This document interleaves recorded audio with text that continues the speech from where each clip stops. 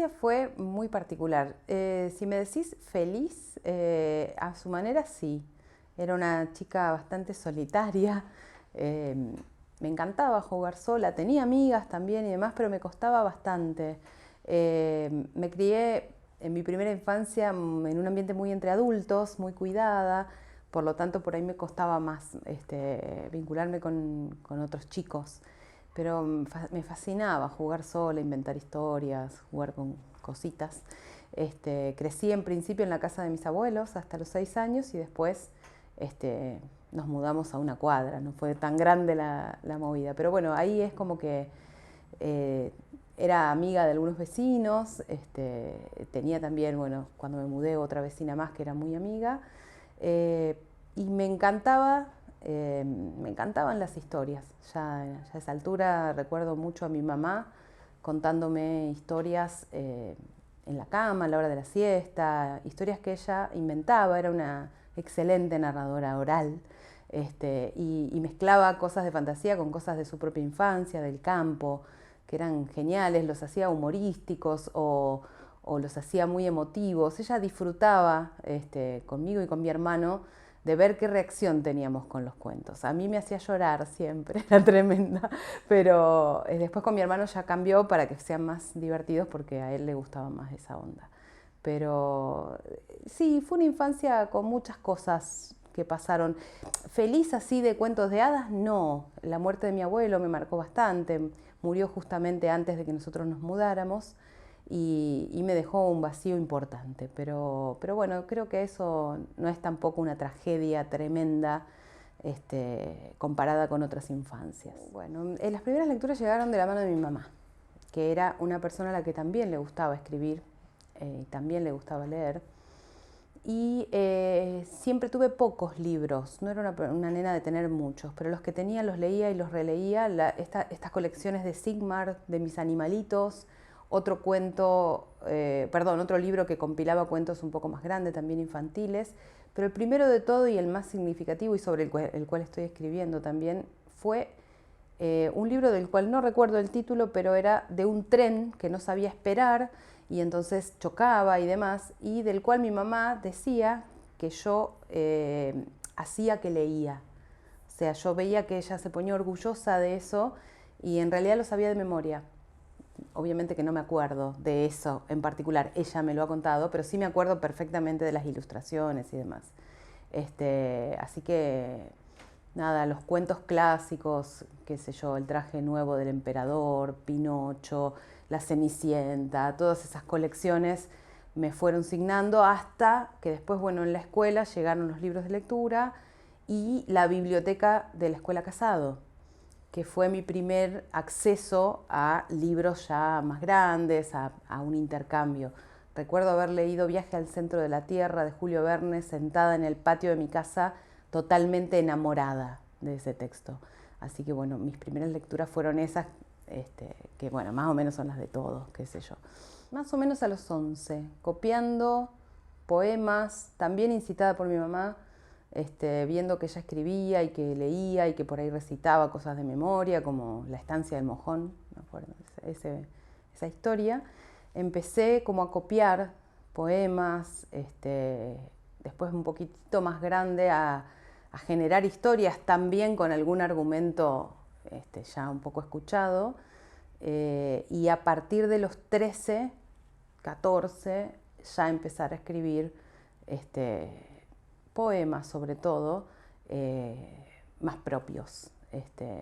Y después, bueno, ya para los 15, 16 me inserté al grupo Impronta en el Margen que armamos con Palmira Quiroga, vecina de enfrente, de paso, Argentino Moreira Ramos, Sandra Blúa, mi vieja y yo.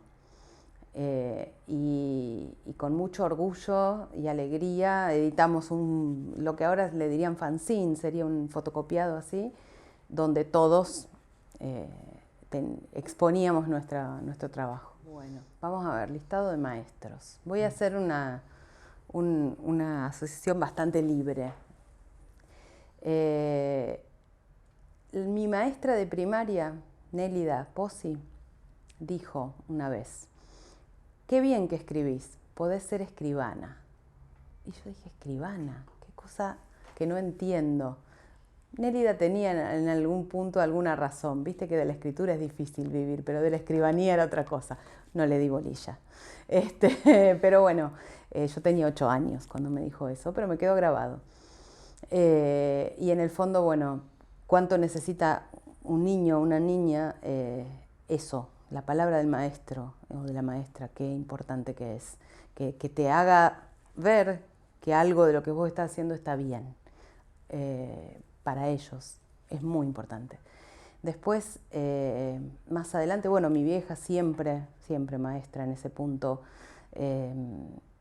Palmira, diosa, o sea, fue Palmira Quiroga, para mí fue muy importante porque con ella empecé a debatir, a leer otras cosas, a conversar sobre filosofía, sobre política, sobre literatura, sobre poesía, sobre un montón de cosas, a la vez que transcurría una amistad. Y teníamos una diferencia de edad muy grande, pero sin embargo, era esa maestra amiga, vamos a decirle así. La gente del jardín, toda, en una cosa o en la otra, han influido porque el espacio que te dan también. Y después, bueno, los maestros formales de la escritura, Marcelo Escalona, con quien hice taller, con el que estoy trabajando hasta el día de hoy, y Margarita García Roballo ahora, con la que voy, concurro a taller también a distancia, y lecturas, un montón, qué sé yo, Cortázar, Eve Uhart, Lori Moore, me quedo muy corta, son un montón, poetas a patadas, me agarra fresca, digamos, para pensar en autores, pero miles que me encantan. No podría hacer la lista completa. Es inexplicable, pero si hay cosas que me pasan es silencio, sí necesito, la verdad, trato de aislarme lo más posible. Escribo en computadora después de mucho tiempo. Me gusta la escritura a mano, pero la verdad que le agarré la mano a la compu porque además si estoy escribiendo narrativa, a veces quiero precisar lugares o datos y la uso mucho. La escritura me pasa por el cuerpo, siempre. Siento algo, o sea, hay una necesidad, una cosa que la puedo ubicar por esta zona, como decir, algo apretando ahí que quiere salir, que me motiva, que me llama. Parto a veces de imágenes, a veces de situaciones, depende de lo que escriba. Digamos, no tengo un género definido y si por ahí estoy escribiendo algo que quiero mandar a la contratapa del Rosario 12, a veces tiene que ver con situaciones o con imágenes. Después, si es poesía, bueno, tiene que ver más con este sentimiento mezclado, irracional, emocional, o con una lectura. Es para mí muy importante leer poesía para alimentar todo. La poesía para mí, y como me enseñó Marcelo Escalona también, alimenta todo, porque genera ese fuego, ese estado especial que te lleva a desarrollar. Entonces, bueno, surgen cosas. Me gusta mucho caminar, caminando se me ocurren un montón de cosas. Necesito esa dispersión para que fluya. Y bueno, es un poco de todo. No soy una persona con recetas estrictas porque tampoco podría cumplirlas. Mi vida laboral es un desquicio en este momento y tengo que buscar y hacerme el horario para leer y para escribir, entonces no me puedo poner muy exquisita. Digamos, estoy en esa, digamos. Soy comunicadora social, por lo tanto el lector viene siempre incorporado, siempre, digamos. Eso de escribir para uno mismo y guardarlo para mí no existe. Para mí lo que se escribe tiene siempre una vocación pública, aunque sea muy chiquito. Vos no escribís para guardar. El diario íntimo puede ser, qué sé yo, pero para mí no, siempre hay una intención de comunicar. No quiere decir de entender y de explicar de tal manera que solo se entienda unívocamente un texto, no, de ninguna manera. Pero en mi caso soy, además, como he trabajado en edición o en corrección, soy bastante pesada. Entonces un párrafo me cuesta bastante porque lo escribo y al ratito ya le estoy corrigiendo, agregando, sacando, puntuando, lo pienso, y para mí viene incorporado. Y además hay una noción que me encantó de Anderson Invert que dice que cuando uno escribe, el primer lector es uno mismo. Ya el lector está. Entonces uno escribe lo que quiere leer. Por lo tanto, hay una noción de otro que mira, que ese otro es uno mismo, es una construcción fantasmática, es verdad.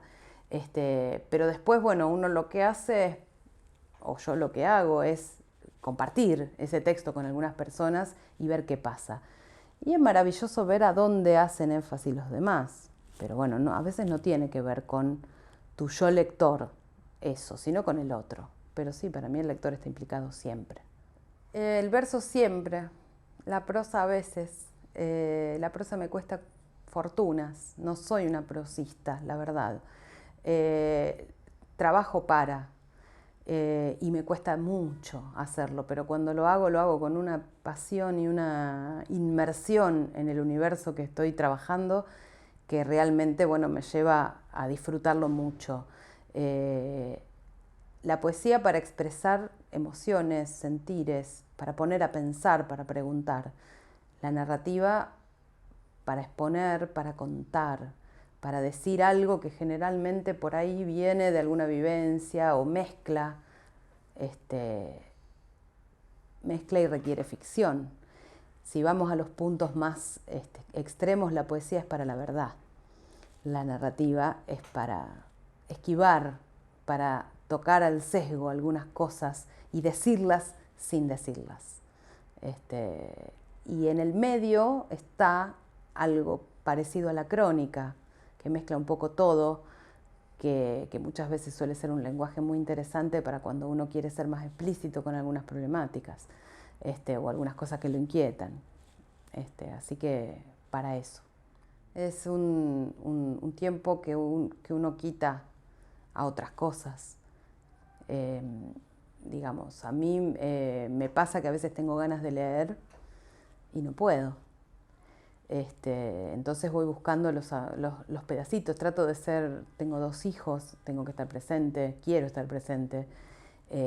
Y bueno, de todas maneras trabajo siempre para que esa presencia sea lo más justa y necesaria posible, o bueno, esté asociada al disfrute, esté asociada a la necesidad más que nada, y que vaya decayendo. O sea, no necesito que mis hijos no dependan tremendamente de mí, porque si no, no tengo tiempo para nada. Entonces, bueno, trato de criarlos así, independientes.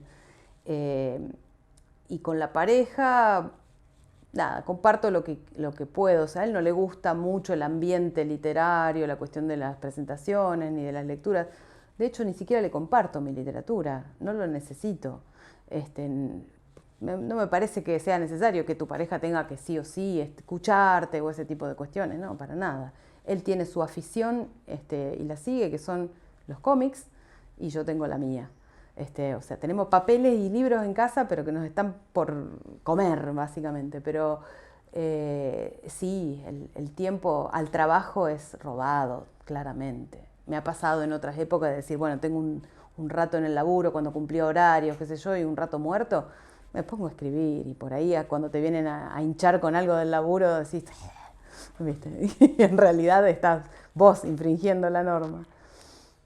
El mundo propio. El mundo absolutamente propio, la posibilidad de crearlo, la posibilidad de vivir en una historia. Eso es maravilloso, de interpretarla, de nada, enamorarte de una figura, de un personaje, de un lugar,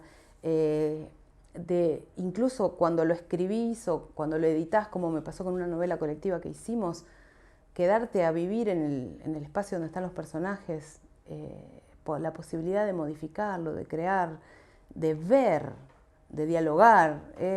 Y eso es único y tuyo. Ahí no hay nadie más que vos. Y ese lugar tuyo es maravilloso. Por ahí en un momento, qué sé yo, vos teniendo familia, viviendo en un departamento que es grande y todo, pero yo, por ejemplo, no tengo una oficina propia, no tengo un lugar. Mi lugar está ahí, adentro de las historias, adentro de los poemas. Este, y, y además un lugar de vida para quienes no están, porque la literatura te da eso, la posibilidad de traer de nuevo a esas personas que influyeron en una frase, en un personaje, de alguna manera están. Ahora mismo estoy trabajando en un proyecto que tiene que ver con mi infancia, que trae de nuevo al presente a personas que ya no están. Entonces eso es hermoso. Volver a dialogar con ellos es hermoso. Uy, un desastre. En general mi biblioteca es azarosa. Al principio, antes de hacer taller con Marcelo, por ahí sentía que trabajaba que compraba lo que más o menos me sonaba de la facultad o me sonaba de la adolescencia con Palmira y con todos los demás. Nunca me sentí guiada. Después ya cuando empecé taller,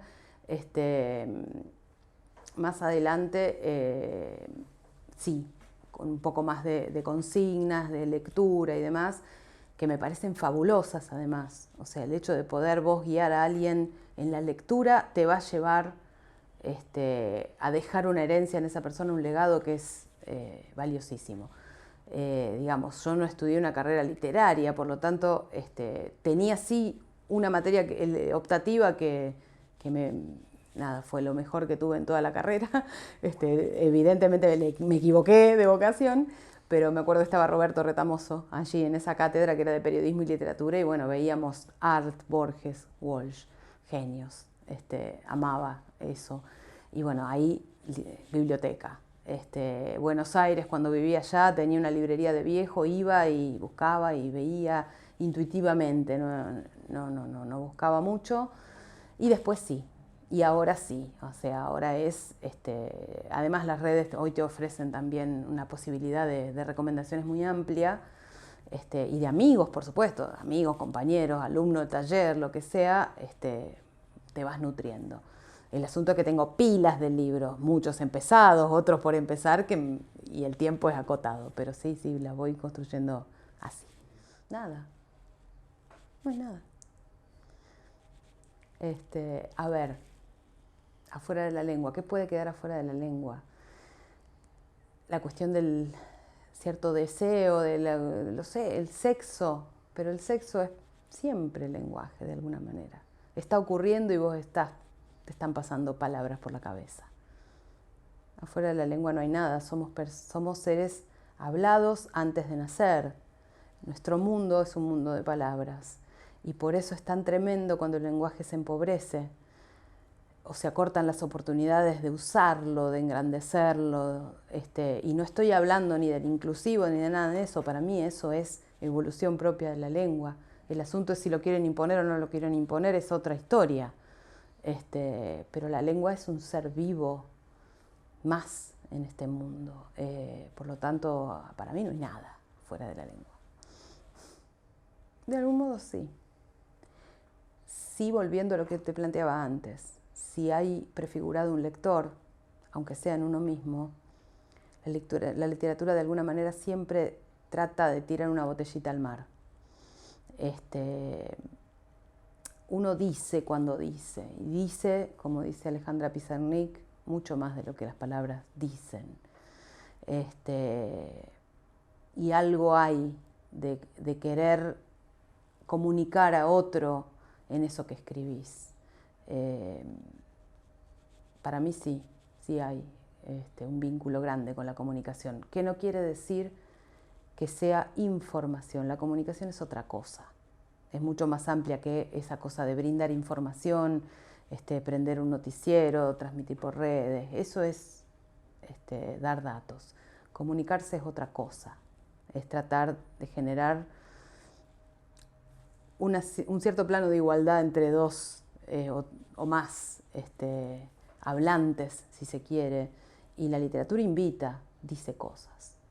Y el otro, el que lee, pone cosas en lo que lee. Por lo tanto, hay una instancia ahí de comunicación entre seres que no se conocen, que se infieren, que se, qué sé yo, que se intuyen. Esta cuestión teórica del narrador, por un lado, y el autor escondido detrás del narrador, ese juego entre no saber qué parte pertenece a lo real y qué parte no, y cuando ya deja de importarte todo eso, y un autor te vuela la cabeza o te dice cosas sin importarte nada, son instancias, sí, de comunicación entre entidades, qué sé yo, no sé cómo llamarlos, no sé si son personas, pero sí hay algo, es un espacio de encuentro, el texto es un espacio de encuentro, así que sí. Y hay mucho, profesionalización de la escritura me parece que es una palabra que abarca muchas cosas. Creo que cuando vos sos un escritor profesional, cosa que yo no me considero para nada, me falta un montón para eso, la publicación de un texto es algo que va, a veces, para mí, o debería ir por un carril independiente de la escritura. Vos escribís, después vemos. De hecho, coincido hasta en las formas, ¿viste? Vos no elegís a veces la forma. No te sentás y decís, con esto voy a escribir una novela sí o sí. En realidad, la forma te la va a dictar el texto, lo que va a terminar siendo un texto. Ahí la sigo a Eve Uhart, digamos, que habla de eso. Por supuesto que para ser un escritor profesional tenés que tener mucho oficio, mucho. Y cuando eso llega, porque te consagraste, porque bueno, ¿qué te define como profesional? Que una editorial te contrate, te difunda, te pida texto. Bueno, eso cada vez pasa menos. Cada vez pasa menos. Y después desconozco lo que es un contrato donde vos tengas que responder a eso con un libro por año, 2 libros por año, qué sé yo, eso es otra cosa. No sé cuántos escritores en la Argentina viven de su escritura sin apoyarse en otra cosa, la verdad, no deben ser muchos. Porque me parece que el escritor vive de su escritura, del entorno que eso genera, de las presencias en los eventos, de su interacción con otros lenguajes, cuando una novela se adapta al cine o plataformas o qué sé yo, hay todo un sistema que además sí celebro que exista y celebro que se regule, porque si no, el escritor o la escritora son los que quedan relegados siempre. ¿Entiendes? Entonces, bueno, hace no mucho tiempo salió una especie como de tarifario, por lo menos para los distintos trabajos que implica la escritura, que no es solo la escritura de ficción. Hay un montón de cosas que hace un escritor y necesita cobrarlos y necesita vivir de eso. Y muchas veces no se ve. Qué sé yo. En mi caso particular, lo que estuve haciendo los últimos 2 años es llevar todo lo que puedo de lo laboral hacia el terreno de la literatura. Por lo tanto, por lo menos, antes que era más diverso todo el universo que atendía, ahora por lo menos se refiere todo a lo mismo. Entonces, con un trabajo nutro otras cosas, se van nutriendo mutuamente. Y eso es lo que más o menos hacen la mayoría, pero la verdad es que mi experiencia con la industria es chica, muy poquita todavía, pero bueno, hay que elegir también ahí. Ahí es una elección. Y si se te da la posibilidad de que, de que tu escritura se publica, es exitosa, gana premios, bueno, hay que abonarlo y hay que estar bien con eso. Yo no me pelearía con esa situación. Es lo que todo el mundo busca. Y no creo tampoco en esa ficción de que, bueno, un escritor sí o sí tiene que venderse, que es una pregunta que salió hace poco en el foro de escritores que organizamos y le hicieron a Javier Núñez por haber ganado el Casa de las Américas y otros premios. Un chico le preguntó si se había vendido. Y no, él lo pensó un rato, la pregunta era buena, pero en realidad él comentaba eso, que su última novela lo había escrito y lo habían premiado y él no se le hubiera ocurrido nunca que lo premiaran por esa que era la más distinta de todas sus novelas. Y yo pienso exactamente lo mismo, qué sé yo, vos hacés para publicar, está buenísimo que una editorial te elija, o está buenísimo poder pagarte tu edición, no está mal la edición de autor, no está mal si publicás en una plataforma para que te lean, o sea, para mí nada de lo que hagas para que te lean está mal. Lo que sí está mal es cuando no lo haces con seriedad, con compromiso, con estudio, con lectura, cuando vos crees que porque te enseñaron en la primaria a escribir sobre los renglones, podés ser escritor así nomás. Eso no, eso me parece que no es cierto. Leyendo, no hay otra forma. Leyendo y escribiendo, pero sobre todo leyendo, es mucho más importante para mí que escribir a tontas y a locas cualquier cantidad. La lectura es la que te forma, porque te forma en un montón de sentidos. Primero en la técnica, en las formas, en las maneras de decir y no decir, sobre todo esas, las maneras de no decir. Por lo menos para mi gusto, la mejor literatura es aquella que lo que tiene que decir lo dice de soslayo. Pero lo peor que podés ser frente a cualquier forma del arte para mí es soberbio y pensar que no necesitas mirar lo que hicieron los demás porque ya tu condición de ser humano único te habilita a que tu arte sea maravilloso solo por eso. No, no es así. Y hay que formarse y hay que, además, estar en contacto con pares y con alumnos y con profesores y con el ambiente, conversar, dar a leer, aceptar edición, no ser, bajar la cabeza básicamente. O sea, la mirada del otro te va a decir siempre algo, de un otro que vos consideres calificado, obviamente. Así que un escritor sobre todo se forma leyendo.